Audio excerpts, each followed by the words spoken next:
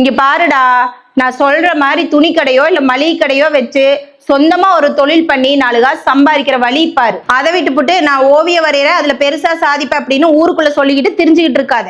உனக்கு எவனும் பொண்ணு கொடுக்க மாட்டா, அப்புறம் வாழ்க்கையே நாசமாயிரு, பாத்துக்க. என்னம்மா உன் தம்பி வாழ்க்கையவே நாசமாயிருந்து சாபம் போடுறேன்? ஏங்க என்னங்க பேசுறீங்க?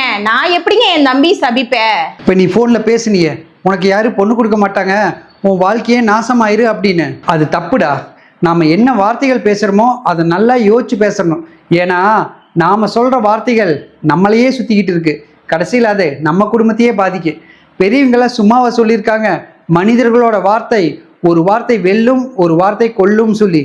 நம்ம பேசுகிற வார்த்தை வெல்றதுக்காகத்தான் இருக்கணுமே தவிர மற்றவங்களை கொல்றதுக்காக இருக்கக்கூடாது. ஏங்க ஏதாவது தொழில் பண்ணி 4 காசு சம்பாதிடா அப்படின்னு சொன்னா, அவன் எனக்கு ஓவியம் வரைகிறதா பிடிச்சிருக்கு, அதுல நான் சாதிப்பேன் அப்படின்னு சொல்லிட்டு திரியிறான். முதல்ல நீ உன்னை மாத்திக்க.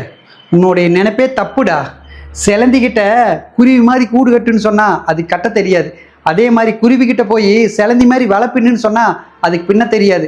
ஏன்னா சிலந்திக்கு வலை கட்டத்தான் திறமை இருக்கு, அதே மாதிரி குருவிக்கு கூடு கட்டத்தான் திறமை இருக்கு. அது மாதிரி தான் மனுஷங்களுக்கு ஒவ்வொருத்தருக்கும் ஒவ்வொரு திறமைய ஆடவன் கொடுத்துருப்பா.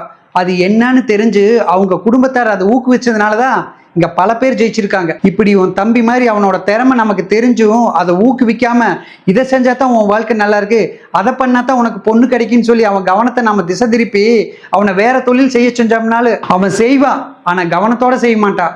அதனால அவன் தோத்துருவான். ஒருத்தர் ஜெயிச்சுட்டா அந்த வெற்றிக்கு நாங்களும் காரணம் சொல்லி 10 பேர் வருவாங்க.